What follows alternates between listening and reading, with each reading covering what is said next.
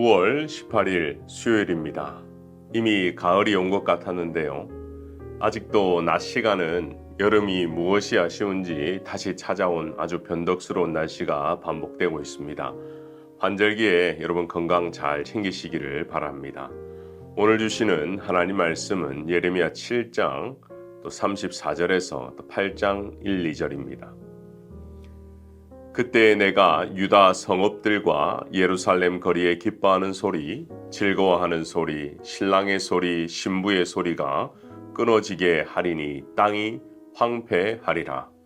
여호와의 말씀이니라. 그때 사람들이 유다 왕들의 뼈와 그의 지도자들의 뼈와 제사장들의 뼈와 선지자들의 뼈와 예루살렘 주민들의 뼈를 그 무덤에서 끌어내어 그들이 사랑하며 섬기며 뒤따르며 구하며 경배하던 해, 달과 하늘의 무별 아래에서 펼쳐지게 하리니 그 뼈가 거두이거나 묻히지 못하여 지면에서 분토 같을 것이며.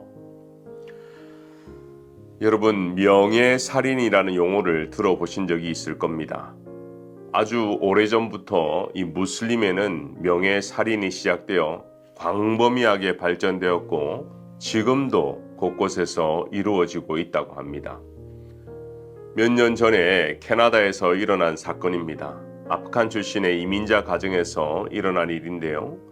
캐나다에서 정착을 했지만 여전히 이슬람 전통을 고수하는 아버지와 또 서구 문화에 동화된 10대 딸들에서 이 사이에서 여러 가지 갈등이 있었다고 합니다.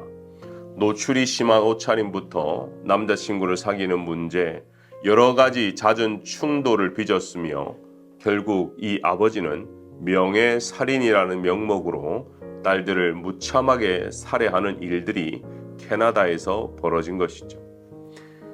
지금도 전 세계에서 연약한 여성 또 아이들을 대상으로 하는 폭력이 이 명예살인이라는 이름으로 자행되고 있다고 합니다. 명분은 가문의 명예를 지키기 위함이라고 하지만 실상은 연약한 사람들의 생명을 하찮게 생각하는 오만함이고 친족 살인자라는 이 불명예가 되는 것이죠. 고대 이스라엘에게 가장 큰 불명예가 무엇이었을까요? 오늘 본문은 이스라엘 백성의 불명예가 무엇인지 알려주고 있습니다.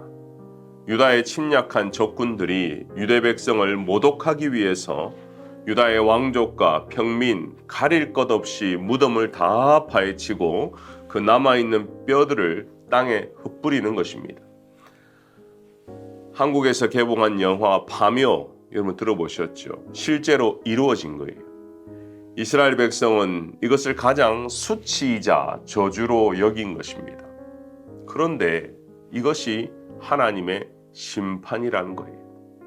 심판 전에는 아무 일도 일어나지 않을 것 같지만 이 거짓 평안 동안에 자유도 누리고 권리가 있을 것 같지만 그것이 영원할 것 같지만 막상 침입자가 들어와서 전쟁이 시작되면 참혹하고 저주받은 인생을 살아갈 수밖에 없습니다. 그 이유를 오늘 8장 5절이 알려줍니다. 이 예루살렘 백성이 항상 나를 떠나 물러감은 어찌함이냐. 그들이 거짓을 고집하고 돌아오기를 거절하도다. 유다 백성들에게 이렇게 처참한 심판이 임하게 된 것은 그들이 하나님을 거절하고 하나님을 떠나서 돌아오지 않았기 때문입니다. 하나님께 돌아오기는커녕 이 악을 행한 후에 왜 이런 일을 했을까 뉘우치거나 후회하는 자도 없다라는 거예요. 공중의 새들도 자기들이 돌아와야 할 때를 아는데 유다 백성들은 그 때를 알지 못하고 그 은혜를 거절하는 악행을 벌이는 그 결과 심판을 맞이한 것입니다. 이것이 교만의 열매입니다. 교만하면 하나님을 인정하지 않습니다. 나의 나됨이 당연한 것이고 말씀은 더 이상 하나님의 말씀이 아니라 내가 취사 선택할 수 있는 조언 정도로 여기게 됩니다. 기가 다치고 생각이 굳어지고 내 자아가 더욱더 강해집니다. 여러분 찬송가 273장 나 주를 멀리 떠났다 이제 옵니다. 이 찬양 가사를 기억하실 거예요. 펜실베니아 로렌스빌 캠프 집회 때 이 찬송시가 작사되었다고 합니다. 집회 때마다 우렁차고 아주 윤기 있는 목소리로 독창하는 한 청년이 있었다는데 그가 부르는 찬송으로 많은 성도들이 집회 때마다 은혜를 받았다고 합니다. 그런데요, 노래를 하는 당사자는 예수를 믿지 않고 그냥 직업적인 음악 기능으로 찬송을 부른 것이란 겁니다. 이것을 알게 된 그 집회 주최자 커크 패트릭 목사님은 저 목소리가 하나님을 믿지 않는 상황에서도 성도들의 심금을 울리는데 그가 주님을 받아들이고 그리스도인으로 찬송을 부른다면 얼마나 복이 될까 하는 마음에 전도하고 권면했지만 청년은 변화하지 않았습니다. 커크 패트릭 목사님은 이 청년의 구원, 영혼 구원이 기도 제목이 되어서 하나님 이 집회 기간 동안에 이 청년이 주님께 돌아오는 역사가 있기를 간절히 기도했습니다. 하나님께 매달렸습니다.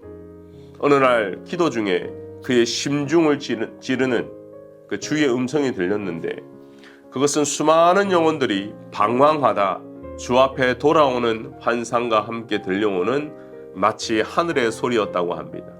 그래서 그 커크 목사님은 즉시 메모장에다가 이 가사를 적어나가기 시작했다는 거예요. 나 이제 옵니다. 나 이제 옵니다. 더 이상 방황치 않고 주여 나를 받아주소서. 단숨이 1절에서 5절까지 쓰고 거기에다가 곡을 붙인 다음 그 다음 날 밤에 이 청년에게 이 곡을 주며 특송을 부탁했다라는 거예요. 청년은 늘 하듯이 직업적으로 힘차게 찬송을 불렀답니다.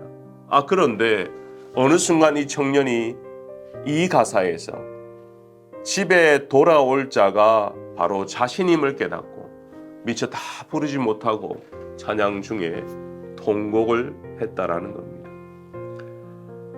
지금도 주님은 돌아올 자를 찾고 계십니다. 기다리고 계십니다.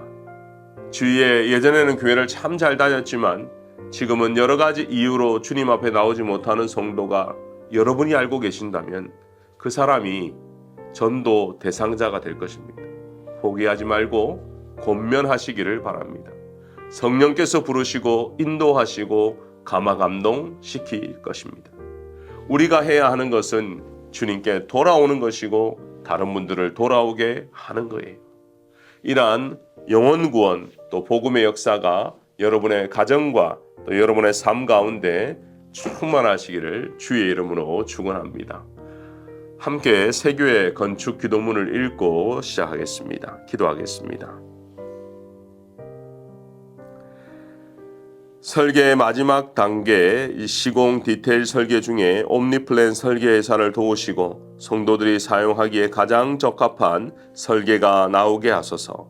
크리스만 시공 견적 회사를 통해 다양한 아이디어로 건축 비용을 절감할 수 있게 하시고 시공할 때에도 안전하고 성실하게 모든 시공이 이루어지게 하소서. 조경, 조명, 음향, 영상을 비롯한 여러 협력자들도 맡은 일 가운데 가장 효율적인 결과가 나오게 하시고 마무리까지 성실하게 최선을 다하는 업체들이 되게 하소서. 제가 기도하겠습니다.